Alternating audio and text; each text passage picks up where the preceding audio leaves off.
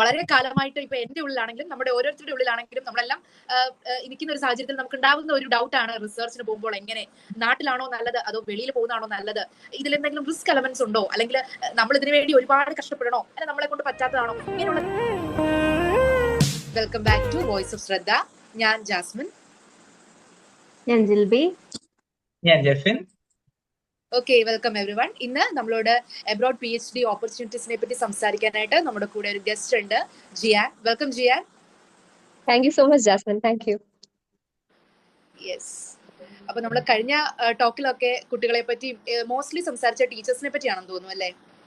അതെ, നമ്മുടെ പോഡ്കാസ്റ്റ് അതെ ടീച്ചേഴ്സിനെ പറ്റിയായിരുന്നു. ആ ഒരു സെഷൻ കഴിഞ്ഞു. ഇന്നിപ്പോ നമ്മൾ വന്നിരിക്കുന്നത് പുതിയൊരു ടോപ്പിക്കായിട്ടാണ്. എങ്ങനെ ഒരു PhD എബ്രോഡില് എങ്ങനെ ഒരു PhDക്ക് നമുക്ക് എങ്ങനെ സെലക്ഷൻ കിട്ടും, അല്ലെങ്കിൽ അതിന്റെ പ്രോസസ്സ് കാര്യങ്ങൾ എന്തൊക്കെയാണ്, അങ്ങനെ ഒരു സ്കോപ്പ് ഉണ്ട് എന്നതിനെ പറ്റി നമ്മളോട് ഡീറ്റെയിൽഡ് ആയിട്ട് സംസാരിക്കാൻ വേണ്ടിയാണ് നമുക്ക് ഇന്ന് ഗസ്റ്റിനെ കിട്ടിയിരിക്കുന്നത്. ഓക്കെ, ജിയാൻ പറയൂ, ജിയാന്റെ എക്സ്പീരിയൻസസിനെ കുറിച്ച് പറയൂ. എങ്ങനെ ആണ് നമ്മൾ ഇതിനെ കുറിച്ച് PhD ചെയ്യുന്നതും അതിന്റെ പ്രോസസ്സുകളൊക്കെ ഒന്ന് ഇൻട്രൊഡ്യൂസ് ചെയ്യൂ. Hi all. First of all, ശ്രദ്ധയുടെ ഈ ഒരു ഇനിഷ്യേറ്റീവിലേക്ക് എന്നെ വിളിച്ചതിന് ഭയങ്കര സന്തോഷം. ശ്രദ്ധയുടെ ഒരു growth from the very beginning, ആ ഒരു ഗ്രോത്ത് കാണാൻ ഭാഗ്യം കിട്ടിയ ഒരാളാണ് ഞാൻ. So first of all I should acknowledge that, because Shraddha എന്ന് പറയുന്ന ഒരു ഇനിഷ്യേറ്റീവ് വളരെയധികം സ്റ്റുഡന്റ് ഓറിയന്റഡ് ആയിട്ടുള്ളൊരു ലൈക്ക് ബിയോണ്ട് എ ട്യൂഷൻ ഒരു ഭയങ്കര സ്റ്റുഡൻസിന് ഒരു നല്ലൊരു ഗ്രോത്ത് കിട്ടുന്ന രീതിയിലുള്ള ഒരു ഇനിഷ്യേറ്റീവ് ആണ് ശ്രദ്ധ എന്ന് പറയുന്നത്. സോ ഒരു പേഴ്സണലൈസ് അറ്റൻഷൻ അല്ലെങ്കിൽ ഒരു കുട്ടിയെ സംബന്ധിച്ച് വേണ്ടുന്ന കാര്യങ്ങൾ പ്രൊവൈഡ് ചെയ്യുന്ന ഒരു എന്താ പറയുന്ന ഒരു ഗ്രൂപ്പ് അല്ലെങ്കിൽ ഒരു ടീമാണ് നിങ്ങൾ. So first of all congratulations to all of you for being a part of this initiative and thank you for welcoming me in to this family. And so ഇന്ന് നമ്മൾ സംസാരിക്കാനായിട്ട് അല്ലെങ്കിൽ ഞാനിവിടെ സംസാരിക്കാനായിട്ട് ആഗ്രഹിക്കുന്നത് അത് ഇന്ത്യക്ക് പുറത്ത് നമുക്ക് എങ്ങനെ PhD ചെയ്യാം എന്നുള്ളത്, അല്ലെങ്കിൽ ആ PhD ഓപ്പർച്യൂണിറ്റീസ് നമുക്ക് എങ്ങനെ കണ്ടുപിടിക്കാം എന്നുള്ളതിനെ പറ്റിയിട്ടാണ്. ഒരുപാട് പേര് മാസ്റ്റേഴ്സ് കഴിഞ്ഞ് അല്ലെങ്കിൽ ഒരു MTech കഴിഞ്ഞ് നിൽക്കുന്ന ഒരുപാട് പേർക്ക് ആഗ്രഹം കാണും PhD അല്ലെങ്കിൽ റീസെർച്ച് പെർസ്യൂ ചെയ്യണമെന്നുള്ളത്. നമുക്ക് ഇന്ത്യയിൽ തന്നെ ധാരാളം ഓപ്പർച്യൂണിറ്റീസ് അവൈലബിൾ ആയിട്ടുണ്ട്. നമുക്ക് എല്ലാവർക്കും അറിയാവുന്നത് പോലെ മാസ്റ്റേഴ്സ് കഴിഞ്ഞു കഴിഞ്ഞാൽ നമുക്ക് പല എക്സാംസ് എഴുതാനായിട്ട് പറ്റും. അതിൽ ഏറ്റവും പ്രൊമിനന്റ് ആയിട്ടുള്ളതാണ് നെറ്റ് എക്സാം എന്ന് പറയുന്നത്. എസ്പെഷ്യലി സയൻസ് ഫീൽഡിൽ നിൽക്കുന്നവർക്കാണെങ്കിൽ CSIR നെറ്റ് എക്സാം ഉണ്ട്. അതുപോലെ തന്നെ ആർട്സ് ഹ്യൂമാനിറ്റീസ് ഫീൽഡിലൊക്കെ ആണെങ്കിൽ UGCയുടെ നെറ്റ് എക്സാം ഉണ്ട്. അതുപോലെ തന്നെ സയൻസ് എഞ്ചിനീയറിംഗ് ഫീൽഡിലുള്ളവർക്ക് എഴുതാൻ പറ്റുന്നതാണ് ഗേറ്റ് എക്സാം എന്ന് പറയുന്നത്. അപ്പൊ ഇങ്ങനെ അതുപോലെ തന്നെ പല പല യൂണിവേഴ്സിറ്റീസ് നടത്തുന്ന ഇൻഡിവിജ്വൽ അവരുടേതായ എൻട്രൻസ് എക്സാംസ് ഒക്കെ ഉണ്ട്. JNUയുടെ എക്സാം ഉണ്ട്. ഈവൻ ചില IITകൾ പോലും സ്വന്തമായിട്ട് ഗേറ്റ് അല്ലാണ്ട് സ്വന്തമായിട്ട് എൻട്രൻസ് എക്സാംസ് നടത്തുന്നതുണ്ട്. അപ്പം ഇങ്ങനെ ധാരാളം ഓപ്പർച്യൂണിറ്റീസ് റിസർച്ചിന് വേണ്ടി നമുക്ക് ഇന്ത്യയിൽ തന്നെ ഉണ്ട്. ഇപ്പം നമ്മുടെ ഏറ്റവും ഇതായിട്ട് പറയുകയാണ് നമുക്ക് അടുത്തുള്ളത് അല്ലെങ്കിൽ നമുക്ക് ഏറ്റവും അപ്രോച്ചബിൾ ആയിട്ടുള്ള രണ്ട് യൂണിവേഴ്സിറ്റീസ് ആണ് MG യൂണിവേഴ്സിറ്റി, കേരള യൂണിവേഴ്സിറ്റി അല്ലെങ്കിൽ കാലിക്കറ്റ് യൂണിവേഴ്സിറ്റി. ഇവരെല്ലാവരും തന്നെ PhD എൻട്രൻസ് എക്സാംസ് നടത്തുന്നുണ്ട്. സോ ഇത് കുറെ പേർക്കൊക്കെ അറിയാവുന്ന ഒരു കാര്യമാണ്, അല്ലെങ്കിൽ കുറെ പേരൊക്കെ അപ്ലൈ ചെയ്യുകയും എഴുതുകയും ഒക്കെ ചെയ്യുന്ന കാര്യമാണ് നമ്മുടെ നാട്ടിലുള്ള അല്ലെങ്കിൽ ഇന്ത്യയിൽ തന്നെയുള്ള എൻട്രൻസ് എക്സാംസ് എന്നൊക്കെ പറയുന്നത്, അല്ലെങ്കിൽ PhD ആപ്ലിക്കേഷൻസ് എന്ന് പറയുന്നത്. ഇതേപോലെ തന്നെ ഇന്ത്യയിൽ മാത്രം ലിമിറ്റഡ് അല്ല PhD ഓപ്പർച്യൂണിറ്റീസ് എന്ന് പറയുന്നത്. നമുക്ക് എബ്രോഡ് എന്ന് പറയുമ്പോഴത്തേക്കും US, ഓസ്ട്രേലിയ, അതുപോലെ UK, യൂറോപ്യൻ കൺട്രീസ്, ഇവിടെ എവിടെ വേണമെങ്കിലും ഒരു PhD ചെയ്യുക എന്ന് പറയുന്നത് ഏതൊരു സാധാരണ യൂണിവേഴ്സിറ്റിയിൽ നമ്മുടെ നാട്ടിൽ തന്നെ അല്ലെങ്കിൽ ഇപ്പം എന്റെയൊക്കെ കേസ് പറയുകയാണെങ്കിൽ നാട്ടിൽ മാത്രം പഠിച്ചിട്ടുള്ള ഒരു വ്യക്തിയാണ് ഞാൻ. അപ്പം ഇങ്ങനെ പഠിച്ച സാധാരണ കോളേജുകളിൽ പഠിക്കുന്ന ഏതൊരു വ്യക്തിക്കും റിസർച്ചിനോട് താല്പര്യവും ഒരു ചെറിയ റിസർച്ച് ബാക്ക്ഗ്രൗണ്ടും ഉണ്ടെങ്കിൽ നമ്മൾക്ക് ചെയ്യാൻ പറ്റുന്ന വളരെ പോസിബിൾ ആയിട്ടുള്ള ഒരു കാര്യമാണ് എബ്രോഡ് PhD എന്ന് പറയുന്നത്. അപ്പം അതിനെപ്പറ്റിയുള്ള കൂടുതൽ ഡീറ്റെയിൽസിലേക്ക് പോകാം. നമുക്ക് സ്റ്റെപ്പ് ബൈ സ്റ്റെപ്പ് ആയിട്ട്. നിങ്ങൾക്ക് എന്തെങ്കിലും ചോദിക്കാനുണ്ട് എന്നുണ്ടെങ്കിൽ, പ്രത്യേക ഒരു കൺട്രീനെ പറ്റി ഞാൻ എന്തെങ്കിലും ഉണ്ടെങ്കിൽ ചോദിക്കാം. എന്റെ കഴിവിന്റെ പരമാവധി നിന്നുകൊണ്ട് ഞാൻ ആൻസർ ചെയ്യാം. ഞാൻ ആദ്യമേ ഒരു ഡിസ്ക്ലെയിമർ പറയാണ്, എനിക്കിതിനെപ്പറ്റി ഒത്തിരി ഡീറ്റെയിൽ ആയിട്ട്, ഒന്നാമത്തെ കാര്യം ഞാൻ സയൻസ് ആണ്, ഫിസിക്സ് ആണ് എന്റെ സബ്ജക്ട്. അപ്പം ആർട്സിന്റെ ഹ്യൂമാനിറ്റീസിന്റെ ഫീൽഡിനെ പറ്റി എനിക്ക് ഒരുപാട് പറയാൻ പറ്റത്തില്ല. ഞാനൊരു ജനറൽ ആയിട്ടുള്ള രീതിയിൽ പറഞ്ഞു പോകാനായിട്ട് ശ്രമിക്കാം. ഓക്കെ, എന്ത് ക്വസ്റ്റ്യൻസ് ആണോ ഉള്ളതെന്ന് പറയുവാണെങ്കിൽ ആ രീതിയിൽ ഞാൻ ആൻസേഴ്സ് തരാൻ ശ്രമിക്കും. റിസർച്ച് ബാക്ക്ഗ്രൗണ്ട് എന്ന ഒരു കാര്യം മെൻഷൻ ചെയ്തില്ല, അത് കൊണ്ട് എന്താണ് ഉദ്ദേശിക്കുന്നത് ഈ റിസർച്ച് ബാക്ക്ഗ്രൗണ്ട് എന്ന് പറഞ്ഞാൽ? ഓക്കെ, നല്ലൊരു ക്വസ്റ്റ്യൻ ആണ് ജിൽബി ചോദിച്ചത്. ഓക്കെ, റിസർച്ച് ബാക്ക്ഗ്രൗണ്ട് എന്നതുകൊണ്ട് ഞാൻ ഉദ്ദേശിച്ചത് നമ്മൾ ഇപ്പൊ മാസ്റ്റേഴ്സ് പഠിക്കുന്ന സമയത്ത് ഇപ്പൊ ഫിസിക്സ്, കെമിസ്ട്രി, മാത്സ് ഒക്കെ ചെയ്യുന്ന ഒരാളെ സംബന്ധിച്ച്, അല്ലെങ്കിൽ ഏതൊരു മാസ്റ്റേഴ്സ് ചെയ്യുന്ന ഒരു കുട്ടിയെ സംബന്ധിച്ചാണെങ്കിലും നമുക്കൊരു മാസ്റ്റേഴ്സ് പ്രോജക്റ്റ് നിർബന്ധമായിട്ടും കാണും. അത് ഇപ്പം കേരള യൂണിവേഴ്സിറ്റി, MG യൂണിവേഴ്സിറ്റിയിലൊക്കെ പഠിച്ചിട്ടുള്ള ഒരു കുട്ടിയാണെങ്കിൽ ഡെഫിനറ്റ്ലി നമ്മളൊരു മാസ്റ്റേഴ്സ് പ്രോജക്റ്റ് ചെയ്തിട്ടുണ്ടായിരിക്കും. വളരെ റിസർച്ച് ഓറിയന്റഡ് ആയിട്ടുള്ള പ്രോജക്ട്സ് ചെയ്യിപ്പിക്കുന്ന ധാരാളം കോളേജസും യൂണിവേഴ്സിറ്റീസും നമുക്ക് ചുറ്റിലും ഉണ്ട്. അപ്പൊ നമ്മൾ ചെയ്യുന്ന ആ ഒരു പ്രോജക്റ്റ് നല്ല രീതിയിൽ ഒരു ടോപ്പിക് എടുത്ത് നമ്മൾ നല്ലൊരു റിസർച്ച് വർക്ക്, അതായത് നമ്മൾ ഇന്ന ടോപ്പിക്കാണ് നമ്മൾ റിസർച്ച് ചെയ്യുന്നത്, അതിന് കൃത്യമായ ഒരു മെത്തഡോളജി, ഇന്നതാണ് നമ്മുടെ മെത്തഡോളജി, നമ്മൾ അത് വെച്ച് നമ്മൾ കൃത്യമായിട്ട് ഒരു റിസർച്ച് ചെയ്ത് ഒരു കൺക്ലൂഷനിലൊക്കെ നമ്മൾ എത്തിക്കുക എന്നുള്ളതാണ് സാധാരണ നമ്മൾ ചെയ്തു വരുന്ന ഒരു കാര്യം. ഇനി നമ്മൾ ചെയ്ത ഈ റിസർച്ച് വർക്ക് നല്ലൊരു ഗൈഡിന്റെ അടുത്ത് പ്രോപ്പറായ ഗൈഡൻസോട് കൂടിയാണ് നമ്മൾ ചെയ്തതെങ്കിൽ പലപ്പോഴും ഇതൊരു റിസർച്ച് പേപ്പർ ആയിട്ട് പബ്ലിഷ് ഒക്കെ ചെയ്യപ്പെടാറുണ്ട്. എന്റെ കേസിൽ സംഭവിച്ചത് അതാണ്. ഞാൻ എന്റെ മാസ്റ്റേഴ്സിന് ചെയ്ത റിസർച്ച് വർക്ക് എന്ന് പറയുന്നത്, എന്റെ ഗൈഡ് എന്ന് പറയുന്ന സാറ് വളരെ പെർട്ടിക്കുലർ ആയിരുന്നു. ഇങ്ങനെ തന്നെ റിസർച്ച് ചെയ്യണം, അതൊരു പബ്ലിക്കേഷനിലേക്ക് പോകണം. അപ്പോ നമ്മൾ ചെയ്തൊരു കാര്യം എന്ന് പറയുന്നത്, ഒരു വെൽ നോൺ ആയിട്ടുള്ള ഒരു പിയർ റിവ്യൂഡ് ജേർണലിൽ നമ്മൾ ചെയ്ത റിസർച്ച് വർക്ക് ഒരു പേപ്പറായിട്ട് പബ്ലിഷ് ചെയ്യാൻ നമുക്ക് സാധിച്ചു. അതിന് ഇമ്പാക്ട് ഫാക്ടർ എന്ന് പറയുന്നതും നല്ല ഹൈ ആയിട്ടുള്ള ഒരു ജേർണൽ തന്നെ പബ്ലിഷ് ചെയ്യാനായിട്ട് പറ്റും. അപ്പൊ റിസർച്ച് ബാക്ക്ഗ്രൗണ്ട് എന്നതുകൊണ്ട് ഏറ്റവും ബേസിക് ആയിട്ട് ഒരു മാസ്റ്റേഴ്സ് പഠിക്കുന്ന കുട്ടിക്ക് നിർബന്ധമായും ചെയ്യാൻ പറ്റുന്ന ഒരു കാര്യമാണ് നമ്മുടെ മാസ്റ്റേഴ്സ് തീസിസ് അല്ലെങ്കിൽ മാസ്റ്റേഴ്സ് പ്രോജക്റ്റ് എന്ന് പറയുന്നത്. നല്ല രീതിയിൽ ചെയ്ത് നല്ലൊരു റിസർച്ച് വർക്ക് ചെയ്ത് അതൊരു നല്ല പേപ്പറിൽ പബ്ലിഷ് ചെയ്യുക. കൂടാതെ നമുക്ക് പല നമ്മൾ ചെയ്യുന്ന ഫീൽഡുമായിട്ട് ബന്ധപ്പെട്ട കോൺഫറൻസുകളിൽ പങ്കെടുക്കുക, സെമിനാർസിൽ പങ്കെടുക്കുക, നമ്മുടെ പേപ്പർ മറ്റുള്ളവർ മുമ്പിൽ പ്രസന്റ് ചെയ്യുക, നമ്മുടെ വർക്ക് മറ്റുള്ളവരിലേക്ക് എത്തിക്കുക തുടങ്ങിയ കാര്യങ്ങൾ മാസ്റ്റേഴ്സ് ചെയ്യുന്ന ഏതൊരു വിദ്യാർത്ഥിക്കും ചെയ്യാൻ പറ്റുന്നതും പോസിബിൾ ആയിട്ടുമുള്ളൊരു കാര്യമാണ്.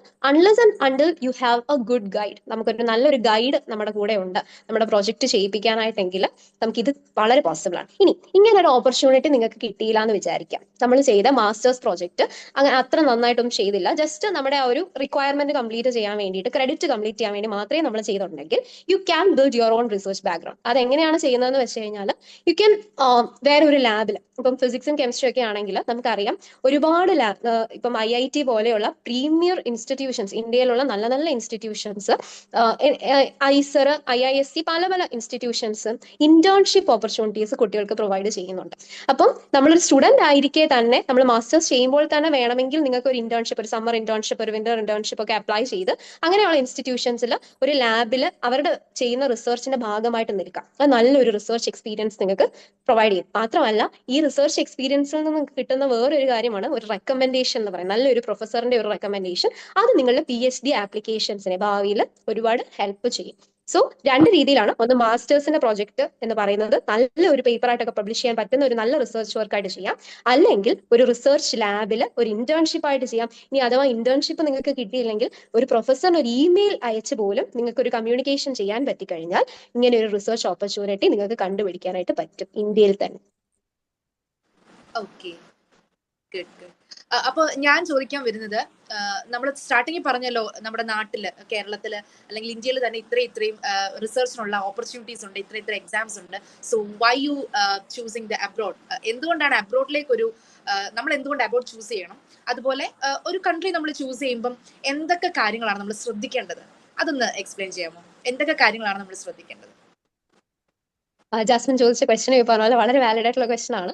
നമ്മൾ എന്തുകൊണ്ട് ഇന്ത്യയിൽ ചൂസ് ചെയ്യുന്നില്ല, അല്ലെങ്കിൽ നമ്മൾ പുറത്തു പോകാൻ ചൂസ് ചെയ്യുന്നു എന്ന് ചോദിച്ചു കഴിഞ്ഞാൽ അതിന് പല റീസൺസ് നമുക്ക് പറയാനായിട്ട് പറ്റും. ഒന്ന്, ഒരു വെൽ എസ്റ്റാബ്ലിഷ്ഡ് റിസർച്ച് സ്ട്രക്ചർ. ഇപ്പം വളരെ പേഴ്സണൽ ആയിട്ടുള്ള എക്സ്പീരിയൻസ് എന്ന് പറഞ്ഞു കഴിഞ്ഞാൽ എനിക്ക് വളരെ ഇൻട്രസ്റ്റ് ഉള്ള ടോപ്പിക്കായിരുന്നു. എനിക്കൊരു ടീച്ചിങ് ബാക്ക്ഗ്രൗണ്ട് ഉണ്ട്. ഞാൻ മാസ്റ്റേഴ്സ് കഴിഞ്ഞതിന് ശേഷം നേരിട്ട് ഒരു ടീച്ചിങ്ങിലേക്ക് പോകുമായിരുന്നു, കോളേജ് ലെവലിൽ പഠിപ്പിക്കുമായിരുന്നു.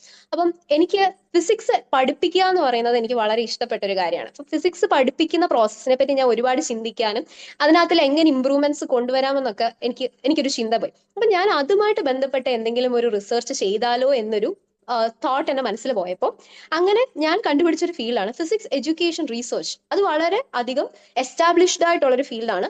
ഇൻ US അല്ലെങ്കിൽ UK പല യൂണിവേഴ്സിറ്റിയിലെയും പ്രൊഫസേഴ്സ് ചെയ്യുന്നുണ്ട്. കുട്ടികളെ എങ്ങനെ നല്ല രീതിയിൽ ഫിസിക്സ് പഠിപ്പിക്കാം. ഇത് ഫിസിക്സിൽ മാത്രം ലിമിറ്റഡ് അല്ല, കെമിസ്ട്രിയിലുണ്ട്, മാത്സിലുണ്ട്. സയൻസ് എഡ്യൂക്കേഷൻ എങ്ങനെ ബെറ്റർ ആക്കാം, ഇംപ്രൂവ് ചെയ്യാം. അപ്പം ഈ ഒരു പെർട്ടിക്കുലർ ഫീൽഡിന്റെ കാര്യത്തിന്റെ ഒരു എക്സാമ്പിൾ വെച്ച് ഞാൻ പറയുകയാണെങ്കിൽ ഇന്ത്യയിൽ ഇത് അത്രയും വെൽ എസ്റ്റാബ്ലിഷ്ഡ് അല്ല. വളരെ ഇപ്പം എന്റെ ഒരു അണ്ടർസ്റ്റാൻഡിങ് അനുസരിച്ച് ടാറ്റ ഇൻസ്റ്റിറ്റ്യൂട്ടിൽ ചില പ്രൊഫസേഴ്സിന്റെ ഒരു ഗ്രൂപ്പ് ഈ ഒരു ഫീൽഡിനെ പറ്റി റിസർച്ച് ചെയ്യുന്നുണ്ട്, ഫിസിക്സ് എഡ്യൂക്കേഷനെ പറ്റി. എന്നാൽ ഒട്ടുമിക്ക യൂണിവേഴ്സിറ്റീസിലും ഈ ഒരു ഫീൽഡ് എന്ന് പറയുന്നത് വളരെ പുതിയതാണ്. ആരും അതിൻ്റെ അകത്തിലേക്ക് ഒത്തിരി കോൺസെൻട്രേഷൻ പോയിട്ടില്ല. അതേസമയം US ഇതൊരു വെൽ എസ്റ്റാബ്ലിഷ്ഡ് ഫീൽഡാണ്.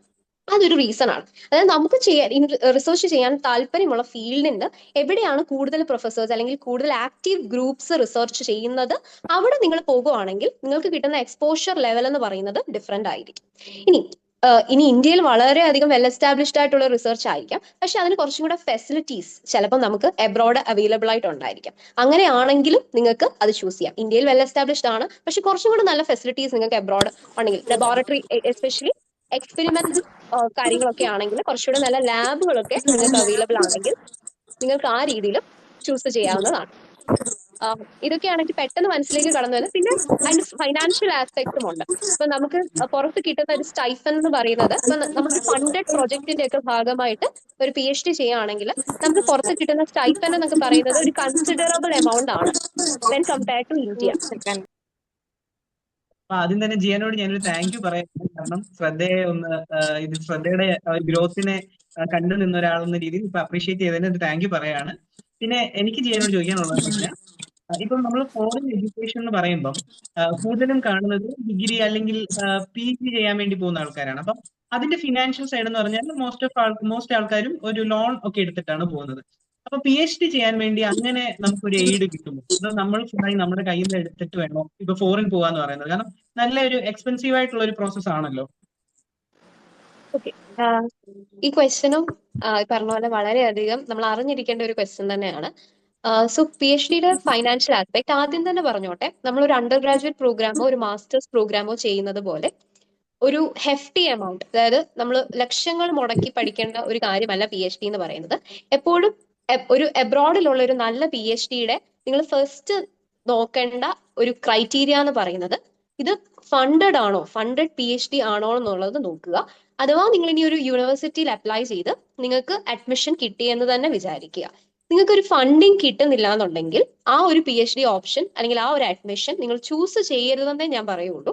കാരണം PhD ചെയ്യുക എന്ന് പറയുന്നത് ഇസ് വെരി കോസ്റ്റ്ലി. ഇപ്പം US ചെയ്യാന്ന് പറഞ്ഞു കഴിഞ്ഞാൽ നമ്മൾ ഒരു ക്രെഡിറ്റ് പഠിക്കണമെങ്കിൽ തന്നെ നമ്മുടെ നാട്ടിലെ എമൗണ്ടിലേക്ക് കൺവേർട്ട് ചെയ്യുമ്പോൾ വളരെയധികം ഇറ്റ് ഇസ് വെരി എക്സ്പെൻസീവ്. അപ്പം അതൊരു ലോൺ എടുത്ത് പഠിക്കുക എന്ന് പറഞ്ഞാൽ ഒരു PhD കോഴ്സ് നിങ്ങൾ കംപ്ലീറ്റ് ചെയ്യണമെന്നുണ്ടെങ്കിൽ അത് ലക്ഷങ്ങളല്ല കോടികൾ നിങ്ങൾക്ക് ചെലവാകും. അപ്പം അതൊരിക്കലും നമുക്ക് ഫൈനാൻഷ്യലി ഫീസിബിൾ അല്ല. അത് മാത്രമല്ല, ഒരു റിസർച്ച് ചെയ്യാൻ ഇൻട്രസ്റ്റ് ഉള്ള ഒരാൾ ഒരിക്കലും അത്രയും തുക ചെലവാക്കേണ്ട ആവശ്യമില്ല. ആ ആൾക്ക് ഇങ്ങോട്ടാണ് അതായത് നമുക്ക് ഇങ്ങോട്ട് നമ്മൾക്ക് സ്റ്റൈപ്പൻഡ് വാങ്ങിച്ച് ചെയ്യാനായിട്ട് പറ്റുന്ന, നമുക്കൊരു എമൗണ്ട് ഇങ്ങോട്ട് റിസീവ് ചെയ്ത് ചെയ്യാൻ പറ്റുന്ന ഒരു കാര്യമാണ് PhD എന്ന് പറയുന്നത്. ഇനി എബ്രോഡ് പോകുമ്പോൾ നമുക്ക് എക്സ്പെൻസ് വരുമോ എന്ന് ചോദിച്ചു കഴിഞ്ഞാൽ ഒബ്വിയസ്ലി ഒരു എക്സ്പെൻസ് ഉണ്ട് അതിന്. അതായത് നമ്മളിപ്പം application process US universities in particular, if you are trying to apply to US universities, there is an application fees. Most of the universities charge an application fees. അതെന്ന് പറയുന്നത് മേ ബി ഒരു $60 to ഒരു $105 അല്ലെങ്കിൽ $110 വരെ ആകാം. It depends on the ranking of the universities and how prestigious your universities. So അതിന്റെ ബേസിൽ പറയുവാണെങ്കിൽ അത് US യൂണിവേഴ്സിറ്റീസിലേക്ക് PhD അപ്ലൈ ചെയ്യുന്ന സമയത്ത് തന്നെ അതിനൊരു എക്സ്പെൻസ് ഉണ്ട്. നിങ്ങൾക്ക് ചെയ്യാൻ പറ്റുന്ന ഒരു കാര്യം, ഞാൻ ചെയ്ത ഒരു കാര്യമാണ്, നമുക്ക് വെയ്വേഴ്സിന് വേണ്ടി അപ്ലൈ ചെയ്യാം. അതായത് ആപ്ലിക്കേഷൻ ഫീ വെയ്വർ. അതായത് എനിക്ക് ഈ ആപ്ലിക്കേഷൻ ഫീസ് അടയ്ക്കാൻ ഇന്ന കാരണം കൊണ്ട് സാധിക്കില്ല, ഇതെനിക്ക് വളരെ എക്സ്പെൻസീവ് ആണ്, ഫിനാൻഷ്യലി എനിക്കിത് ബെയർ ചെയ്യാൻ ബുദ്ധിമുട്ടാണെന്ന് പറഞ്ഞ് നമുക്ക് യൂണിവേഴ്സിറ്റീസിന് ഒരു മെയിൽ അയക്കാം. അപ്പം നമ്മളുടെ റീസണെ എന്റെ റീസണെ എനിക്ക് നന്നായിട്ട് ജസ്റ്റിഫൈ ചെയ്യാൻ പറ്റിക്കഴിഞ്ഞാൽ യൂണിവേഴ്സിറ്റീസ് നിങ്ങൾക്ക് ഒരു ആപ്ലിക്കേഷൻ ഫീ വേവർ തരാനുള്ള ചാൻസ് വളരെ കൂടുതലാണ്.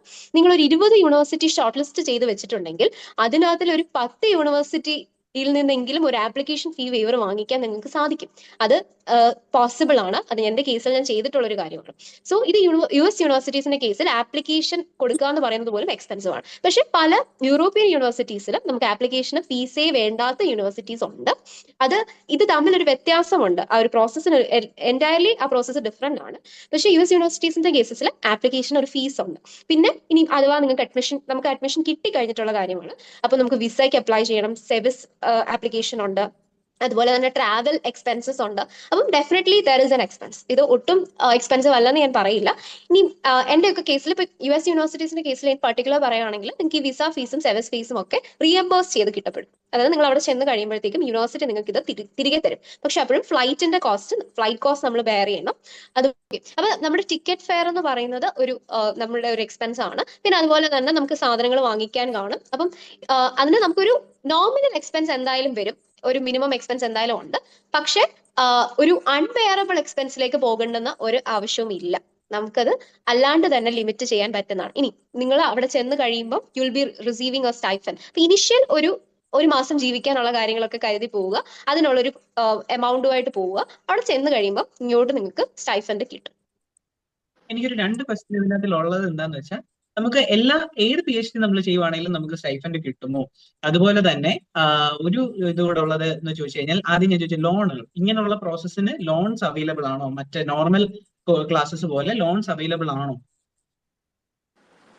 ആദ്യത്തെ കാര്യം, നമ്മൾ അതായത് ഫണ്ടഡ് PhDs മാത്രം ചൂസ് ചെയ്യുക.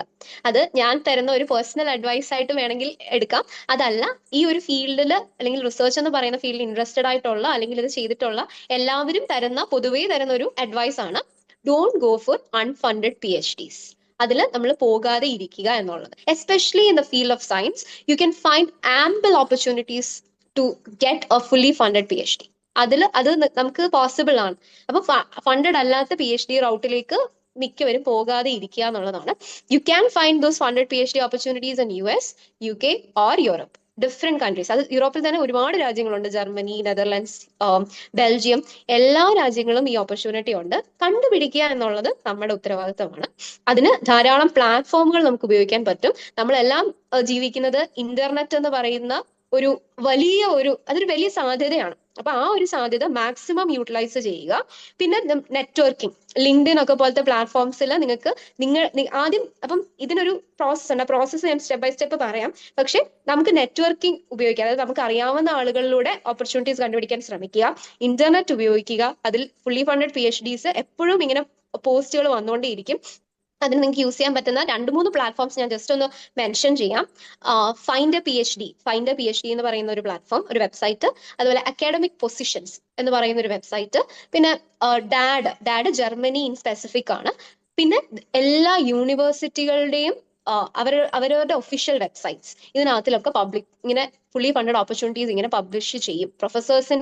ഈവൻ പ്രൊഫസേഴ്സ് പോലും അവരുടെ സ്വന്തം വെബ്സൈറ്റിൽ പോലും പബ്ലിഷ് ചെയ്യാറുണ്ട് ഓപ്പർച്യൂണിറ്റീസ്. അപ്പം അത് ചൂസ് ചെയ്യുക. ലോൺ എടുത്ത് ഒരു അബ്രോഡ് PhD ചെയ്യുന്നതിനെ പറ്റി ആലോചിക്കുകയേ ചെയ്യരുത് എന്ന് എന്റെ പേഴ്സണൽ ഒപ്പീനിയൻ അങ്ങനെ ഞാൻ പറയൂ. ഓക്കെ, നമുക്കിപ്പോ എബ്രോഡ് ഒക്കെ പോകാൻ വേണ്ടിയിട്ട് സ്റ്റഡീസിനൊക്കെ ആയിട്ട് നിറയെ ഏജൻസീസ് ഉണ്ട്. എന്തിനും ഇപ്പൊ ഏജൻസീസ് ആണല്ലോ, റിക്രൂട്ട്മെന്റിനും കാര്യങ്ങൾക്കും പഠിക്കാൻ പോകണമെങ്കിലും ജോലിക്കാണെന്നുണ്ടെങ്കിലും ഏജൻസീസ് ഉണ്ട്. അപ്പൊ നമുക്ക് PhDsന് വേണ്ടിയിട്ട് ഇവർ തന്നെ നമുക്ക് ഓപ്പർച്യൂണിറ്റീസ് ഓഫർ ചെയ്യാറുണ്ടോ, അതോ PhDക്ക് മാത്രമായിട്ട് നമുക്ക് ഏജൻസീസ് ഉണ്ടോ? സോ ഏജൻസീസ്, PhD അഡ്മിഷന് വേണ്ടി വർക്ക് ചെയ്യുന്ന ഏജൻസീസ് ഇന്ത്യയിൽ ഉണ്ടോ എന്ന് ചോദിച്ചു കഴിഞ്ഞാൽ അതെ, ഉണ്ടെന്നാണ് അതിന്റെ ആൻസർ. പക്ഷെ നമ്മൾ എത്രമാത്രം ആ ഏജൻസീസിനെ റിലൈ ചെയ്യണം എന്ന് ചോദിച്ചു കഴിഞ്ഞാൽ, ഈവൻ ഒരു മാസ്റ്റേഴ്സ് അഡ്മിഷൻ ആണെങ്കിൽ പോലും നമ്മൾ സ്വന്തമായിട്ട് നമ്മുടെ ആപ്ലിക്കേഷൻ ഫില്ല് ചെയ്യുകയും അതിനാവശ്യമായിട്ടുള്ള SOP എല്ലാ ഡോക്യുമെന്റ്സും നമ്മൾ സ്വന്തമായിട്ട് പ്രിപ്പയർ ചെയ്യുകയാണെങ്കിൽ your chances of admissions are really high. അത് ഒരു PhDയിലേക്ക് വരുമ്പോൾ മറ്റൊരാൾക്ക് നമുക്ക് വേണ്ടി അഡ്മിഷൻ പ്രോസസ്സിൽ നമുക്ക് വേണ്ടി ചെയ്തു തരാൻ പറ്റുന്ന കാര്യങ്ങൾ വളരെ ലിമിറ്റഡ് ആണ്. ഓക്കെ, നമുക്കിപ്പം PhD അഡ്മിഷൻസിന് പലപ്പോഴും ആവശ്യമുള്ള സാധനങ്ങളാണ് റിസർച്ച് പ്രൊപ്പോസൽ. നമുക്ക് വേണ്ടി ഒരു റിസർച്ച് പ്രൊപ്പോസൽ വേറെ ഒരാൾ എഴുതുക എന്ന് പറയുന്നത്, അത് ഒരു ഇന്റർവ്യൂ ലെവലിലേക്കൊക്കെ പോകുമ്പോഴത്തേക്കും യു വിൽ ഫോൾട്ടർ. ആ വേറെ ഒരാൾ നമുക്ക് വേണ്ടി എഴുതുന്ന റിസർച്ച് പ്രൊപ്പോസലിനെ പറ്റി ആധികാരികമായിട്ട് സംസാരിക്കാനോ അല്ലെങ്കിൽ അതിൽ വരുന്ന ബാക്കപ്പ് ക്വസ്റ്റ്യൻസ് ആൻസർ ചെയ്യാനോ നമുക്ക് സാധിച്ചില്ല എന്ന് വരും. പിന്നെ വരുന്ന കാര്യമാണ്, US യൂണിവേഴ്സിറ്റീസിലൊക്കെ ഏറ്റവും ഇമ്പോർട്ടന്റ് ആണ് നമ്മുടെ സ്റ്റേറ്റ്മെന്റ് ഓഫ് പേർപ്പസ്, അല്ലെങ്കിൽ അക്കാഡമിക് സ്റ്റേറ്റ്മെന്റ്, അല്ലെങ്കിൽ മോട്ടിവേഷണൽ ലെറ്റർ എന്നൊക്കെ പല പേരിൽ വിളിക്കുന്ന ഒരു കാര്യം. എന്തിന് നിങ്ങൾ ഈ PhDക്ക് അപ്ലൈ ചെയ്യുന്നു, എന്തുകൊണ്ട് അപ്ലൈ ചെയ്യുന്നു എന്നുള്ളൊരു ചോദ്യം. അത് ഏറ്റവും ഓണസ്റ്റ് ആയിട്ടും ഏറ്റവും നല്ല രീതിയിലും ആൻസർ ചെയ്യാൻ പറ്റുന്നത് നമ്മൾക്കാണ്. അത് വേറെ ഒരാൾ അത് എങ്ങനെ എഴുതിയെന്ന് പറഞ്ഞാലും അതൊരിക്കലും അതിനൊരു പേഴ്സണൽ ടച്ച് വരാൻ വളരെ ബുദ്ധിമുട്ടാണ്.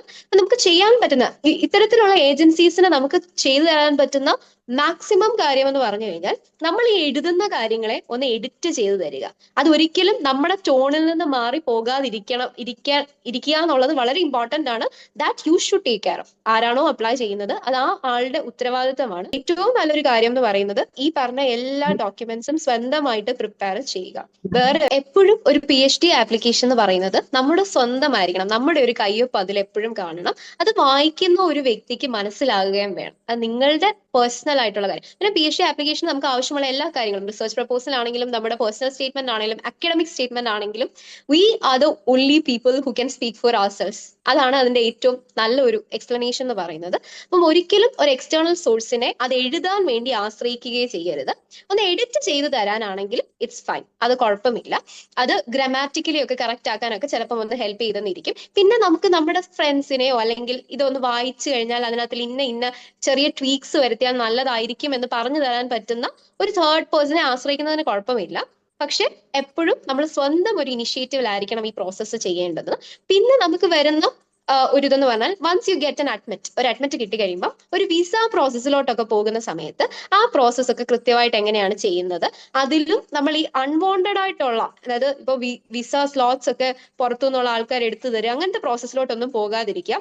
എപ്പോഴും നമ്മൾ ആ റൈറ്റ് ചാനലിലൂടെ, പ്രോപ്പർ ചാനലിലൂടെ തന്നെ കാര്യങ്ങൾ ചെയ്യുന്നതാണ് നിങ്ങൾക്ക് നിങ്ങളുടെ ചാൻസസ് നല്ലതാണ്. അതായത് ഒരു റിജക്ഷനിലേക്ക് ഒന്നും പോകാതിരിക്കാൻ ഏറ്റവും ബെസ്റ്റ് എന്ന് പറയുന്നത് കറക്റ്റ് വേ, പ്രോപ്പർ വേയിൽ ചെയ്യുന്നതാണ്. പക്ഷെ ഒരു ഗൈഡൻസിന് വേണ്ടി ഇപ്പൊ വിസ പ്രോസസ്സിങ്ങിന്റെ സ്റ്റെപ്സ് ഒക്കെ ഒന്ന് പറഞ്ഞു തരാനും അതിന് വിസ ഇന്റർവ്യൂസിന് മുമ്പേ മോക്ക് ഇന്റർവ്യൂസ് ഒക്കെ കണ്ടക്ട് ചെയ്യാനൊക്കെ ഒരു ഏജൻസിയുടെ ഹെൽപ്പ് ഉള്ളത് നല്ലതാണ്. അപ്പം എഡിറ്റിംഗ് വിസ പ്രോസസ്സിന് ജസ്റ്റ് ഒരു ഹെൽപ്പിംഗ് ഹാൻഡ് എന്നൊക്കെ പറയുന്ന രീതിയിൽ ഒരു ഏജൻസി ആശ്രയിക്കുന്നതിൽ തെറ്റില്ല. അല്ലാണ്ട് ബാക്കി എല്ലാ പ്രോസസ്സും we have to do it by ourselves. അതാണ് ഏറ്റവും ബെസ്റ്റ് മെത്തേഡ് എന്ന് പറയുന്നത്. ഇപ്പൊ മാസ്റ്റേഴ്സ് ഒക്കെ കഴിഞ്ഞ് നമ്മള് പേരിന് വേണ്ടി, ഇപ്പൊ PG ക്ക് വേണ്ടിയിട്ട് മാത്രം നമ്മളൊരു പേപ്പർ വർക്ക് ചെയ്യുന്നു, പ്രോജക്റ്റ് ചെയ്യുന്നു. അതിൽ നമുക്ക് വലിയൊരു സാറ്റിസ്ഫാക്ഷൻ കിട്ടിയിട്ടില്ല എന്ന് കരുതുക, നല്ലൊരു ഗൈഡിനെ കിട്ടിയിട്ടില്ല. അപ്പൊ നമ്മൾ ആ ഒരു സബ്ജക്റ്റിന് വേണ്ടി മാത്രം പ്രോജക്റ്റ് കഴിയുന്നു. എന്നാൽ അതിനുശേഷം റിസർച്ചിലേക്ക് പോയാലോ എന്നൊരു ആഗ്രഹം ഇങ്ങനെ മനസ്സിലുള്ള കുട്ടികൾ കാണും. അപ്പം അവരുടെ മുന്നിൽ ഉണ്ടാവുന്ന ഏറ്റവും കുറച്ച് ചോദ്യങ്ങളുണ്ട്. അതായത് വെരി ബേസിക് ആണ്. ഞാൻ നന്നായിട്ടൊന്നും അല്ല അവിടെ പ്രോജക്റ്റ് ചെയ്തത്, ആ PG ക്ക് പോലും ഞാൻ അത്ര സീരിയസ് ആയിട്ട് എടുത്തിട്ടില്ല. അപ്പോ എന്നെ കൊണ്ട് അതിന് കഴിയുമോ എന്നൊരു ചോദ്യം മനസ്സിലുള്ളവർ കാണാം. പിന്നെ എന്നെ കൊണ്ട് ഇതിന് കഴിയുമോ എന്നുള്ള ചോദ്യങ്ങൾ. അതുപോലെ തന്നെ കുറെ വർഷങ്ങൾ ഇൻവെസ്റ്റ് ചെയ്യണമല്ലോ എന്ന പേടി കാരണം ജസ്റ്റ് ഒന്ന് ബാക്ക് അടിക്കുന്ന കുട്ടികൾ കാണും. അപ്പോൾ ഇങ്ങനെയൊക്കെയുള്ളവരോട് ഇപ്പം ആസ് എ സ്കോളർ എന്താണ് ചെയ്യാൻ പറയാനുള്ളത്? വളരെ നല്ലൊരു ക്വസ്റ്റ്യൻ ആണത്. നമ്മൾ പലരും ഫേസ് ചെയ്യുന്ന ഒരു കാര്യമാണത്. അപ്പൊ നമുക്ക് ഒന്നാമത്തെ കാര്യം, നമ്മൾ ഈ പറയുന്ന പോലെ മാസ്റ്റേഴ്സിന്റെ സമയത്തൊക്കെ ഞാൻ അടക്കമുള്ള ആളുകൾക്ക് സംഭവിക്കുന്ന ഒരു കാര്യമാണ്, നമ്മൾ ലോങ് ടേം തിങ്ക് ചെയ്യുന്നില്ല. അതായത് നമ്മളിപ്പോ മാസ്റ്റേഴ്സിനൊക്കെ പോകുന്ന സമയത്ത് ഇത് ഞാൻ ഇനി ഒരു PhD ഭാവിയിൽ ചെയ്യുമോ, അല്ലെങ്കിൽ എനിക്കത് ചെയ്യാൻ ഒരു ഓപ്പർച്യൂണിറ്റി വരുമോ, അല്ലെങ്കിൽ ഞാൻ അത് ചെയ്യണോ എന്ന് തിങ്ക് ചെയ്യാതെ പോകുന്ന ഒരു സമയമുണ്ട്. ആ സമയത്ത് നമ്മൾ നന്നായിട്ട് ഒരു പ്രൊജക്ട് ചെയ്യാൻ പറ്റിയെന്ന് വരത്തില്ല, ഒന്നാമത്തെ കാര്യം. ഇനി ഈ പറഞ്ഞ പോലെ തന്നെ ഈ റിസർച്ച് എന്ന് പറയുന്നത്, PhD എന്ന് പറയുന്നത് ഒരു ലോങ് ടേം നമ്മുടെ സമയം നമ്മൾ അതിലേക്ക് ഇൻവെസ്റ്റ് ചെയ്യേണ്ട ഒരു കാര്യമാണ്. അപ്പൊ അത് നമ്മളെ കൊണ്ട് ചെയ്യാൻ കേപ്പബിൾ ആണോ എന്നുള്ളൊരു ഡൗട്ട്. ഇത് രണ്ടും വാലിഡ് ആണ്, വളരെ വാലിഡ് ആണ്. അപ്പം ഇത് മനസ്സിലാക്കാൻ, നമ്മൾ ഇതിന് കേപ്പബിൾ ആണോ, നമുക്ക് ഇതിൽ ഇൻട്രസ്റ്റ് ഉണ്ടോ, നമ്മൾ ഇത്രയും സമയം ഇതിൽ ഇൻവെസ്റ്റ് ചെയ്യേണ്ട ആവശ്യമുണ്ടോ, അതിനുള്ളൊരു ഡ്രൈവ് എനിക്കുണ്ടോ എന്നൊക്കെ തിരിച്ചറിയാൻ നമുക്ക് ഇതിനെല്ലാം കൂടെ ഒരൊറ്റ മൂലി അല്ലെങ്കിൽ ഒരൊറ്റ ആൻസർ എന്ന് പറയുന്നത്, you have to approach a professor or an institution where a research is conducted. നിങ്ങൾക്ക് ഇഷ്ടമുണ്ടെന്ന് നിങ്ങൾക്ക് തോന്നുന്ന ഒരു ഫീൽഡിൽ വർക്ക് ചെയ്യുന്ന ഒരു പ്രൊഫസറുമായിട്ട് കോൺടാക്ട് ചെയ്യുക, അല്ലെങ്കിൽ ഒരു റിസർച്ച് ഗ്രൂപ്പുമായിട്ട് കോൺടാക്ട് ചെയ്യുക. എന്നിട്ട് അവരുടെ കൂടെ ഒരു 6 months അല്ലെങ്കിൽ നമുക്ക് പറ്റുന്ന പോലെ 3 months 6 months അവർ ചെയ്യുന്ന വർക്കിൽ ഒരു പാർട്ടാകുക. ഇതിൽ നിന്ന് 2 കാര്യങ്ങൾ നിങ്ങൾക്ക് ലഭിക്കും. ഒന്നെന്ന് പറയുന്നത്, ഫ്യൂച്ചറിൽ നിങ്ങൾ ഒരു PhD ചെയ്യാൻ പോവുകയാണെങ്കിൽ you are gaining A research experience. ഇനി വേറെ ഒരു അഡീഷണൽ ബെനിഫിറ്റ് എന്ന് പറയുന്നത്, അവർ ചെയ്യുന്ന വർക്കിൽ, അവർ പബ്ലിഷ് ചെയ്യുന്ന പേപ്പറിൽ നിങ്ങൾക്ക് ഒരു ഭാഗമാകാനുള്ള ഒരു ഗോൾഡൻ ഓപ്പർച്യൂണിറ്റി നിങ്ങൾക്ക് അവിടെ നിന്ന് ലഭിക്കുന്നുണ്ട്. അത് മാത്രമല്ല, ഈ ചെയ്യുന്ന റിസർച്ച് എന്ന് പറയുന്ന ഒരു ഇന്റൻസീവ് ആയിട്ടുള്ള പ്രോസസ്സാണ്. അത് ചെയ്യാനുള്ള ഒരു വിൽ പവർ, അത് ചെയ്യാനുള്ള ഒരു കേപ്പബിലിറ്റി, അത് ചെയ്യാനുള്ള ഒരു ഇഷ്ടം, അതും ഒരു ഇമ്പോർട്ടന്റ് ആണ്. ഇഷ്ടം നിങ്ങൾക്കുണ്ടോ എന്നുള്ളത് തിരിച്ചറിയാനും ഇത് വളരെ നല്ലൊരു മെത്തേഡാണ്. അപ്പൊ നമുക്ക് പല പല ഗുണങ്ങളുണ്ട്. റിസർച്ച് എക്സ്പീരിയൻസ് ഗെയിൻ ചെയ്യുന്നു, നമുക്ക് അതിനോട് താല്പര്യം ഉണ്ടോ എന്ന് തിരിച്ചറിയാൻ പറ്റുന്നു, ഒരു പബ്ലിഷ്ഡ് വർക്കിന്റെ ഒരു ഭാഗമാകാൻ വരെയുള്ള ഒരു ഓപ്പർച്യൂണിറ്റി ഇതിൽ നിന്ന് നിങ്ങൾക്ക് കിട്ടുന്നു. ഇനി എങ്ങനെ പ്രൊഫസേഴ്സിനെ അപ്രോച്ച് ചെയ്യാമെന്ന് ചോദിച്ചു കഴിഞ്ഞാൽ, ഞാൻ നമ്മുടെ നാട്ടിൽ ആ ഒരു റൂട്ടിൽ കൂടെ ഞാൻ സഞ്ചരിച്ചിട്ടില്ല എന്നുള്ളതാണ് അതിന്റെ ഫാക്ട് എന്ന് പറയുന്നത്. പക്ഷെ you can always email dum, you can contact through students. അതായത് നമ്മുടെ കൂടെ പഠിച്ചിട്ടുള്ള ആരെങ്കിലും വർക്ക് ചെയ്യുന്ന ഒരു ലാബിൽ അല്ലെങ്കിൽ നമുക്ക് എങ്ങനെയെങ്കിലും കോൺടാക്ട് ഉള്ള ഒരു വ്യക്തി ഉള്ള ഒരു ലാബിന്റെ റിസർച്ച് ഗ്രൂപ്പിന്റെ ഭാഗമാകാമോ എന്ന് ഒന്ന് ചോദിക്കുന്നത് കൊണ്ട് നമുക്ക് നഷ്ടമില്ല. ഒരു ഇമെയിൽ അയക്കുന്നത് കൊണ്ട് നമുക്ക് നഷ്ടമില്ല. നമുക്ക് യാതൊരു പരിചയമില്ലാത്ത ഒരു പ്രൊഫസർ ആണെങ്കിൽ കൂടെ ഒരു നല്ലതായിട്ട് വെൽ സ്ട്രക്ചേർഡ് ആയിട്ടുള്ള ഒരു ഇമെയിൽ അയക്കുന്നതിന് നമുക്ക് ഒരു നഷ്ടവും ഇല്ല. നമ്മുടെ കുറച്ച് സമയം ഇൻവെസ്റ്റ് ചെയ്യേണ്ടി വരും. It is an investment. അതൊരു ലോസ് അല്ല, അതൊരു ഇൻവെസ്റ്റ്മെന്റ് ആണ്. അങ്ങനെ തന്നെ കാണുക. ഈ ഒരു ഇതിലേക്ക് മുന്നോട്ട് പോകണമെന്നുള്ള ആഗ്രഹമുള്ളവര് ഇത് തന്നെ ചെയ്യുക. This is the best method. പിന്നെ ഞാൻ ഈ മുമ്പേ മെൻഷൻ ചെയ്ത പോലെ സമ്മർ ഇന്റേൺഷിപ്സ്, വിന്റർ ഇന്റേൺഷിപ്സ്, ഒരു സ്റ്റുഡന്റ് ആയിരിക്കുന്ന സമയത്തൊക്കെ നമുക്ക് ഏറ്റവും നല്ലൊരു ഓപ്പർച്യൂണിറ്റിയാണ് ഇന്റേൺഷിപ്സ് ചെയ്യാന്ന് പറയുന്നത്. അത് നല്ല റിനോൺഡ് ആയിട്ടുള്ള എല്ലാ ഇൻസ്റ്റിറ്റ്യൂഷൻസിലും ഇന്റേൺഷിപ്സ് അവൈലബിൾ ആണ്. ഞാൻ പഠിക്കുന്ന സമയം മുതലേ, അതിപ്പം ഫ്യൂ ഇയേഴ്സ് ബാക്ക് ആണ്, അന്ന് മുതലേ ഇത് അവൈലബിൾ ആണ്, ഇപ്പോഴും ഇത് അവൈലബിൾ ആണ്. അങ്ങനത്തെ ഒക്കെ ഓപ്പർച്യൂണിറ്റീസ് കിട്ടുവാണെങ്കിൽ ജസ്റ്റ് ഗ്രാബ് ഇറ്റ്. അത് will be helpful for you. ഇതിനോട് കണക്ട് ചെയ്ത് തന്നെ എനിക്കൊരു കാര്യം ചോദിക്കാനുള്ളത്, ഇപ്പം അത് കുറച്ച് പേഴ്സണലും കൂടിയാണ്. ഇപ്പം ഞാനൊരു PhD ചെയ്യാൻ പോകുന്നു എന്നൊക്കെ പറയുന്ന ഒരു കാര്യം വരുമ്പം ഇപ്പൊ പറയുന്ന ഇപ്പൊ എന്റെ പേരൻസ് ആണെങ്കിലും പറഞ്ഞൊരു കാര്യം എന്ന് പറയാൻ, ഇപ്പൊ കോളേജിലൊന്നും പിള്ളേരൊന്നും ഇല്ലല്ലോ, എന്തിനാ പിന്നെ PhD ഒക്കെ ചെയ്തിട്ട് കോളേജിലൊന്നും പഠിപ്പിക്കേണ്ട ആവശ്യമൊന്നും ഇല്ലല്ലോ, പിന്നെ എന്തിനാണ് PhD ചെയ്യുന്നത് എന്നൊരു ക്വസ്റ്റ്യൻ ഉണ്ട്. അതിനെപ്പറ്റി എന്താണ് പറയാനുള്ളത്? എന്നോട് പേഴ്സണലി ചോദിക്കുകയാണെങ്കിൽ എന്തിനാണ് ഒരു PhD ചെയ്യുന്നതെന്ന് ചോദിച്ചു കഴിഞ്ഞാൽ ഞാൻ ആദ്യം പറയുന്ന ഉത്തരം എന്റെ താല്പര്യം കൊണ്ട് എന്നുള്ളതായിരിക്കും. ഒരു കരിയർ പെർസ്പെക്റ്റീവിൽ നിന്ന് ചിന്തിച്ചാലും എനിക്ക് പഠിപ്പിക്കുക എന്ന് പറയുന്നത് എനിക്ക് വളരെ ഇഷ്ടമുള്ള ഒരു കാര്യമാണ്. അക്കാഡമിക്സ് എന്ന് പറയുന്നത്, ഒരു അക്കാഡമീഷ്യൻ ആകുക എന്ന് പറയുന്നത് എനിക്ക് വളരെ ഇഷ്ടമുള്ള ഒരു കാര്യമാണ്. ഞാൻ ഏറ്റവും കൂടുതൽ താല്പര്യപ്പെടുന്ന ഒരു ഫീൽഡുമാണത്. സോ ഇനി ഒരു PhD ചെയ്യുന്നത് കൊണ്ട് ടീച്ചിങ് എന്ന് പറയുന്ന ഒരു പ്രൊഫഷൻ മാത്രമല്ല. ഇപ്പം നമ്മൾ ചെയ്യുന്ന ഒരു PhD എന്ന് പറയുന്നത്, ഫോർ എക്സാമ്പിൾ മാത്തമാറ്റിക്സ് എന്ന് പറയുന്ന ഒരു ഫീൽഡ്, നമുക്ക് അതിനകത്ത് വലിയ ലബോറട്ടറി അല്ലെങ്കിൽ ഒരു എക്സ്പെരിമെന്റൽ ഫീൽഡ് അല്ല.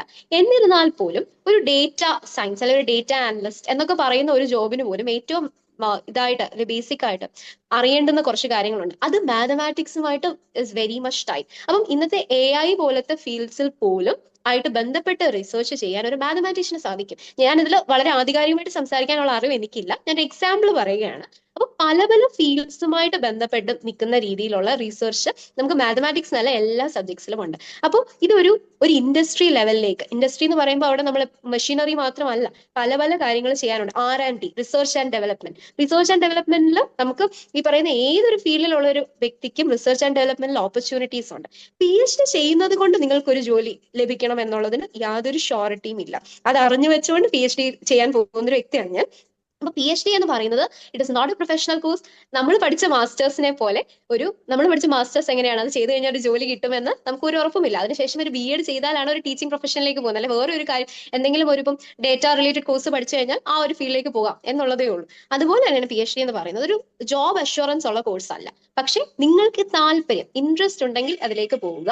അതിൽ നിന്നും ബൈഫർക്കേറ്റ് ചെയ്ത് അല്ലെങ്കിൽ അതിൽ നിന്നും നമുക്ക് വേരിയസ് പാർട്സിലേക്ക് പോകാനുള്ള ഒരു ഓപ്പർച്യൂണിറ്റി ഉണ്ട്. അത് നമ്മൾ ഏത് ഫീൽഡിലാണ് റിസർച്ച് ചെയ്യുന്നത് എന്നുള്ളതിനെ ആശ്രയിച്ചിരിക്കും. ഇനി കുട്ടികളില്ല, ഇന്ന് കോളേജസിൽ കുട്ടികളില്ല എന്ന് പറഞ്ഞാൽ വളരെയധികം വാലിഡ് ആയിട്ടുള്ള റീസൺ ആണ്. നമ്മുടെ നാട്ടിലില്ല. പിന്നെ ഇതൊക്കെ ഒരു സൈക്കിളാണ്. നമ്മൾ ഇപ്പൊ ഈ പറയുന്ന പോലെ ഇന്ന് കുട്ടികളില്ലാത്തത് കൊണ്ട് നാളെ ഞാൻ PhD ചെയ്ത് കഴിയുമ്പോൾ ഇവിടെ കുട്ടികൾ ഇല്ലാതിരിക്കണമെന്നില്ല. ഇന്ന് ഇവിടെ കുട്ടികളില്ലെങ്കിൽ വേറെ ഒരു രാജ്യത്ത് കുട്ടികളുണ്ട്. നമ്മൾ ഇപ്പം ഇവിടുത്തെ ജനറേഷൻ ഇതൊരു മൈഗ്രേഷന്റെ ഒരു ആഫ്റ്റർ എഫക്റ്റ് ആണ്. അപ്പം മൈഗ്രേറ്റ് ചെയ്തു പോയ ആളുകളുള്ള സ്ഥലത്ത് ഇന്ന് കുട്ടികളുണ്ട്. അപ്പം അത് ഒരു പോയിന്റ് ആണ്. നാളെ ഇനി ഈ പറയുന്ന പോലെ ഈ സൈക്കിളുകളൊക്കെ ഇങ്ങനെ തിരിഞ്ഞു കറങ്ങി വരാം.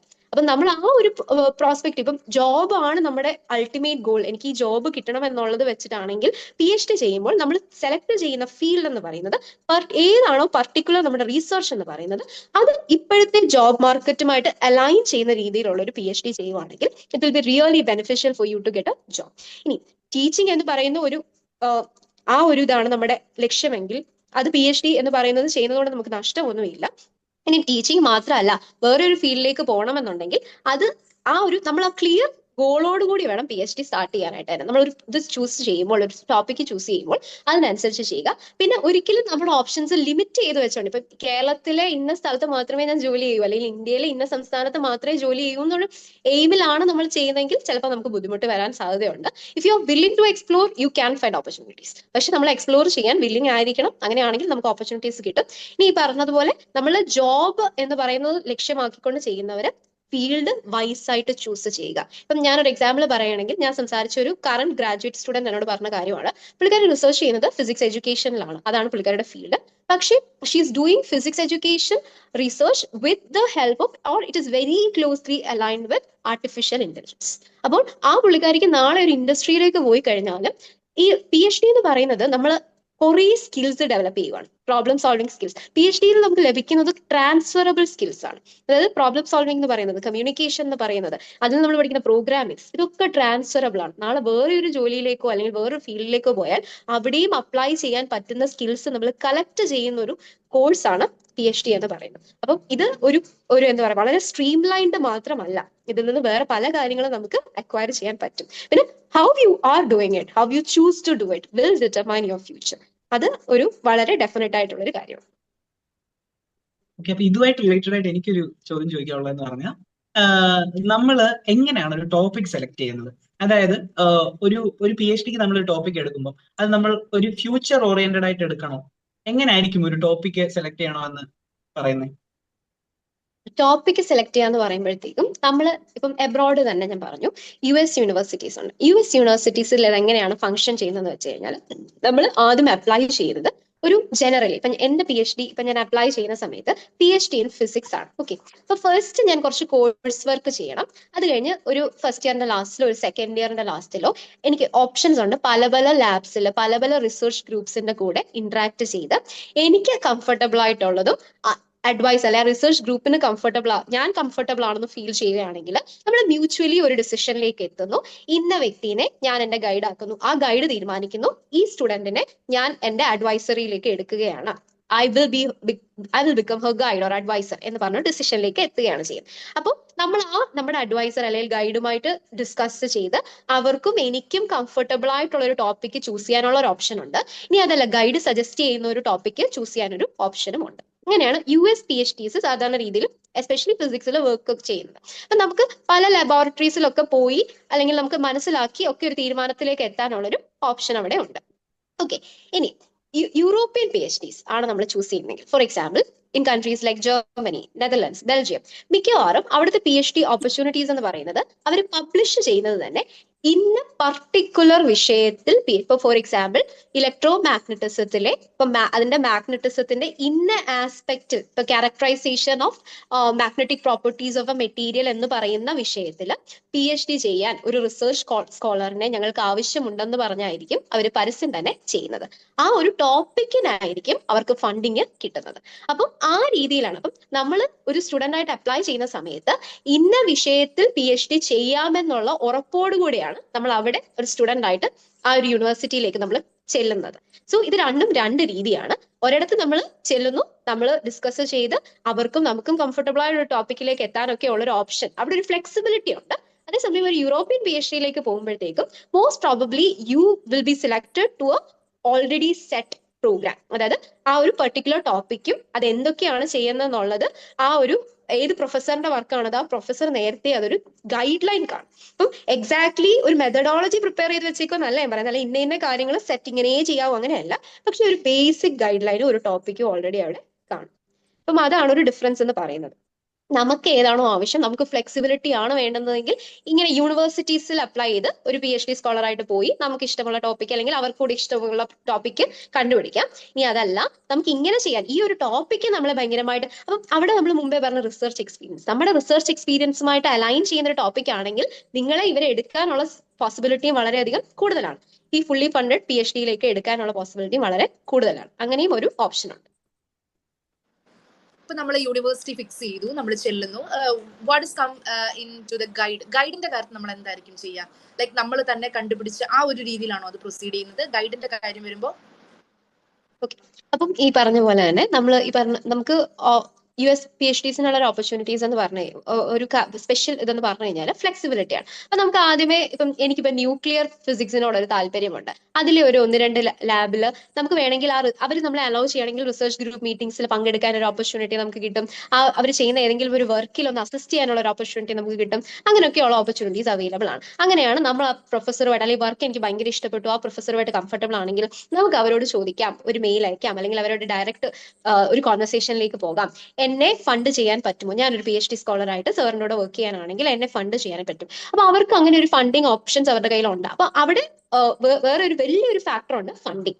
അപ്പം ആ ഒരു പ്രൊഫസറിന് ഫണ്ടിങ് ഉണ്ടെങ്കിൽ മാത്രമേ നമ്മളെ അവർക്ക് ഒരു സ്റ്റുഡന്റ് ആയിട്ട് എടുക്കാനായിട്ട് പറ്റുകയുള്ളൂ എന്നുള്ളൊരു വലിയൊരു പോയിന്റ് ആണ്. അപ്പൊ നമ്മുടെ ഇൻട്രസ്റ്റ്, ഫണ്ടിങ്, പ്രൊഫസറിന്റെ വില്ലിങ്നെസ്, ഇതെല്ലാം കൂടെ ഒരുമിച്ച് ഒരു ഇതിലോട്ട് വരുമ്പോഴാണ്, ഇതെല്ലാം ഒരു എന്താ പറയുന്ന, എല്ലാം കൂടെ കൂടിച്ചേർന്ന് വരുമ്പോഴാണ് നമുക്ക് ആ ഒരു പ്രൊഫസറിനോട് വർക്ക് ചെയ്യാനായിട്ട് പറ്റുന്നത്. അതൊരു വലിയൊരു പോയിന്റ് ആണ്. പിന്നെ നമുക്ക് ഈ പറഞ്ഞ പോലെ പല പല പ്രൊഫസേഴ്സിനെ അപ്രോച്ച് ചെയ്യാനുള്ള ഒരു ഓപ്പർച്യൂണിറ്റി ഉണ്ട്.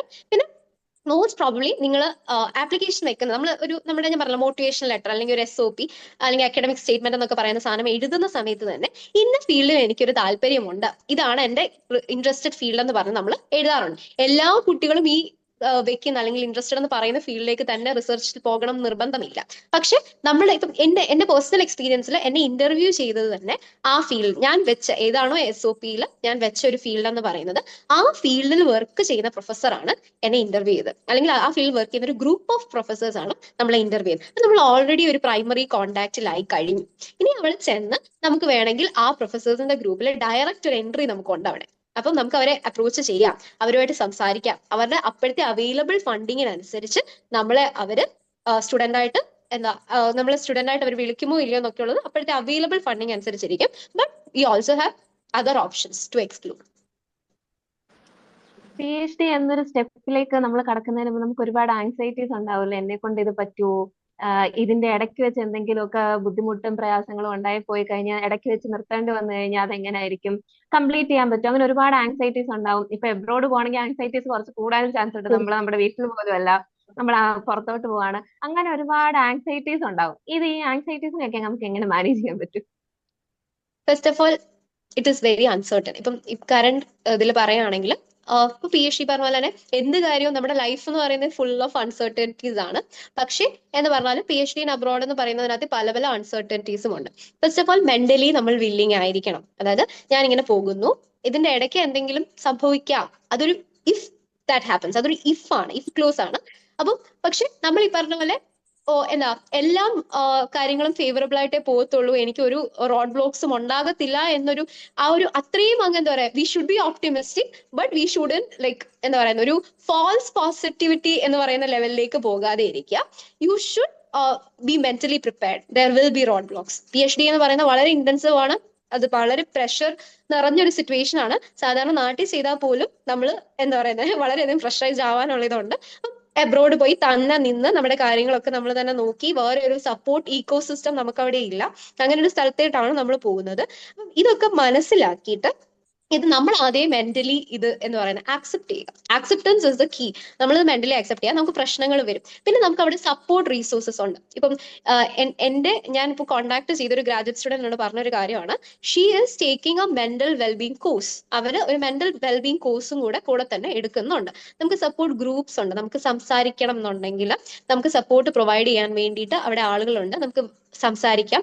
ഈവൻ നമ്മുടെ കൂടെ തന്നെ പഠിക്കുന്ന കുട്ടികൾ, അല്ലെങ്കിൽ നമ്മുടെ സീനിയേഴ്സ് ആയിട്ട് പഠിക്കുന്ന കുട്ടികൾ, അവിടെയൊക്കെ സംസാരിക്കാനുള്ള ഓപ്പർച്യൂണിറ്റീസ് ഉണ്ട്.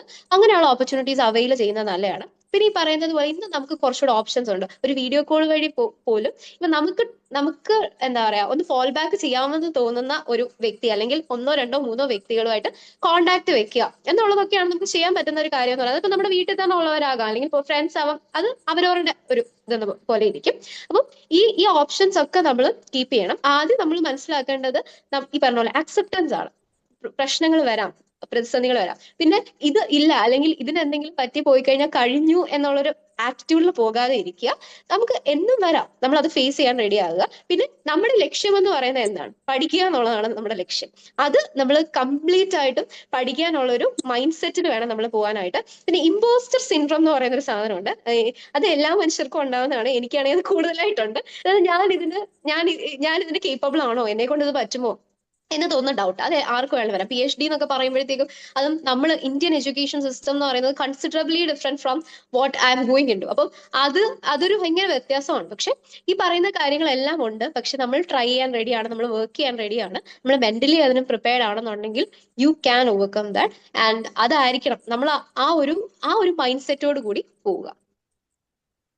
അടുത്ത മീറ്റിംഗ് ഇപ്പൊ തീരും. യൂറോപ്യൻ യൂണിവേഴ്സിറ്റീസും US യൂണിവേഴ്സിറ്റീസും തമ്മിലുള്ള PhD-യുടെ മൊത്തത്തിലുള്ള പ്രോസസ്സുകളുടെ ഒക്കെ ഒരു ഡിഫറൻസ് എന്താണ്? ഓക്കെ, നമ്മൾ പല ക്വസ്റ്റ്യൻസും ആൻസർ ചെയ്ത കൂട്ടത്തിൽ ഇതും ജസ്റ്റ് മെൻഷൻ ചെയ്ത് പോയിട്ടുണ്ട്. ഓക്കെ. എന്നിരുന്നാലും നമ്മളൊന്ന് എന്താ പറയാ ഒന്ന് സമ്മറൈസ് ചെയ്ത് പറയുകയാണെന്നുണ്ടെങ്കിൽ ആപ്ലിക്കേഷൻ പ്രോസസ്സ് തന്നെ ഡിഫറെന്റ് ആണ്. അതുപോലെ തന്നെ ഞാൻ മുമ്പേ പറഞ്ഞ പോലെ PhD ഓപ്പർച്യൂണിറ്റീസ് അവർ അഡ്വർടൈസ് ചെയ്യുന്ന രീതിയും ഡിഫറെന്റ് ആണ്. സോ US-ലാണെങ്കിൽ ഒരു സൈക്കിൾ ഓഫ് ആപ്ലിക്കേഷൻ ആണ്. അതായത് ഒരു ഫോൾ ഒക്കെ ആകുമ്പോഴത്തേക്കും അവർ PhD ആപ്ലിക്കേഷൻസ് വിളിച്ചു തുടങ്ങും. അപ്പോൾ നമുക്ക് ഓരോ യൂണിവേഴ്സിറ്റി, ഫോർ എക്സാമ്പിൾ ഇപ്പം കോർണൽ യൂണിവേഴ്സിറ്റി ഒരു ഐവി ലീഗ് യൂണിവേഴ്സിറ്റി ആണ്. അപ്പം നമുക്ക് അവരുടെ PhD ഇൻ ഫിസിക്സ് PhD പ്രോഗ്രാമിലേക്ക് ഒരു ആപ്ലിക്കേഷൻ നമുക്ക് സബ്മിറ്റ് ചെയ്യാനായിട്ട് പറ്റും. അത് സബ്മിറ്റ് ചെയ്യുന്ന സമയത്ത് എന്ന് പറഞ്ഞു കഴിഞ്ഞാൽ അതിന് പല പല പ്രോസസ് ഉണ്ട്, സ്റ്റെപ്സ് ഉണ്ട്. അപ്പം ആ സ്റ്റെപ്സിൽ കൂടെ നമ്മൾ പോയി നമ്മൾ അപ്ലൈ ചെയ്യുക എന്നുള്ളതാണ് US PhDs സാധാരണ കണ്ടുവരുന്നത്. അതേസമയം യൂറോപ്യൻ PhD എന്ന് പറഞ്ഞു കഴിഞ്ഞാൽ അതിന് പ്രത്യേക ഒരു സമയമൊന്നുമില്ല, ഇന്ന സമയത്താണ് PhDക്ക് വിളിക്കുന്നത്, അങ്ങനെയല്ല. അവർക്കൊരു പ്രൊജക്ട്, ഇന്ന ഒരു സബ്ജക്റ്റിൽ ഇന്ന ഒരു ടോപ്പിക്കിൽ അവർ റിസർച്ച് ചെയ്യാൻ ഒരു പ്രൊഫസർ ഒരു റിസർച്ച് പ്രൊപ്പോസൽ വെക്കുന്നു.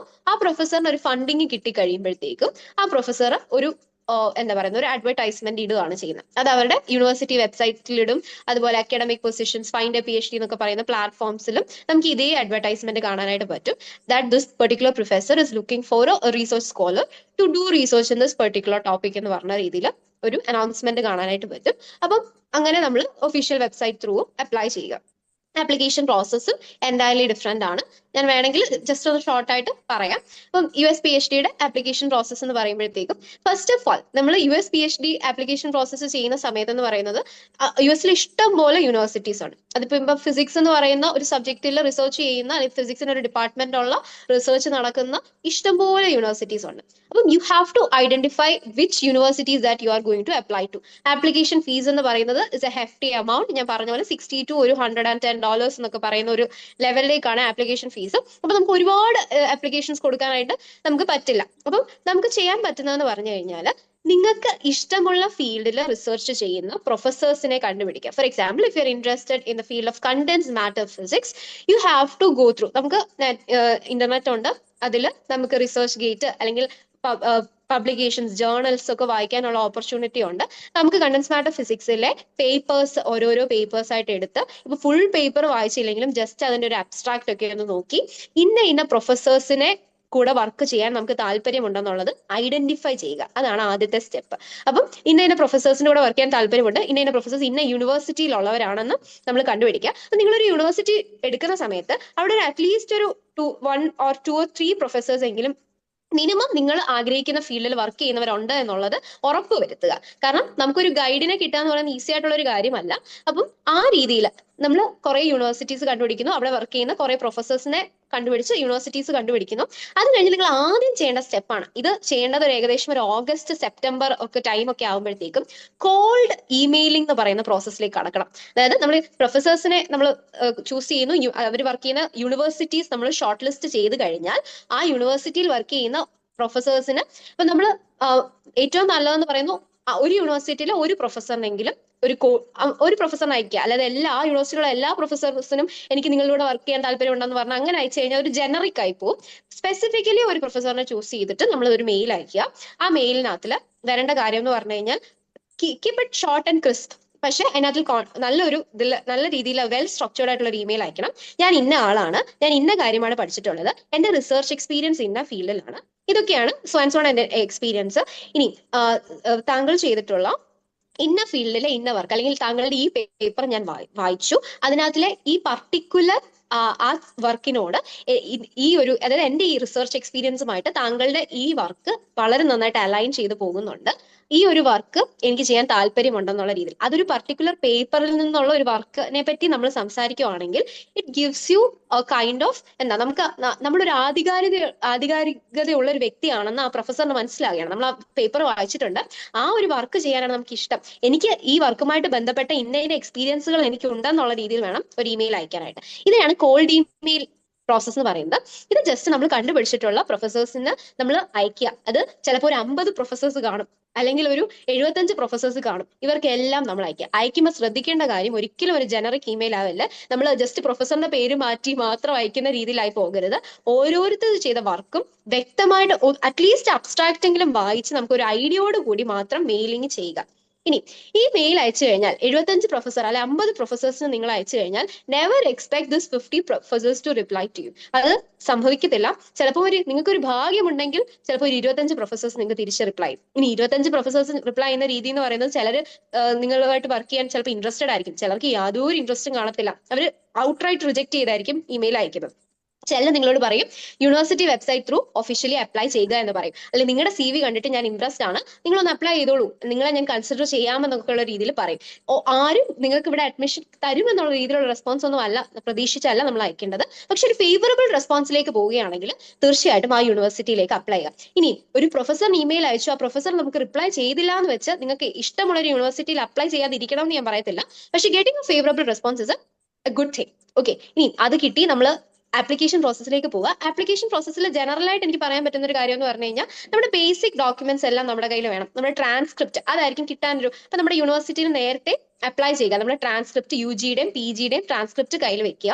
പിന്നെ അതുപോലെ ടോഫലിന്റെ അല്ലെ IELTSന്റെ സ്കോർ. അപ്പൊ നമ്മൾ ഈ പ്രോസസ്സ്, അതായത് നമ്മൾ ഈ ആപ്ലിക്കേഷൻ പ്രോസസ്സിലോട്ടൊക്കെ പോകുന്നതിന് മുന്നേ ആദ്യമേ ടോഫലോ IELTSോ എഴുതണം. അത് നമുക്കൊരു ഇംഗ്ലീഷ് സ്പീക്കിംഗ്, നമ്മുടെ ഇംഗ്ലീഷ് പ്രൊഫിഷ്യൻസി ടെസ്റ്റ് ചെയ്യുന്ന ഏതെങ്കിലും ഒരു എക്സാം നമ്മൾ എഴുതി അതിന്റെ ഒരു സ്കോർ കയ്യിൽ വെച്ചിട്ട് വേണം ആപ്ലിക്കേഷൻ പ്രോസസ്സിലേക്ക് നമ്മൾ കടക്കാനായിട്ട്.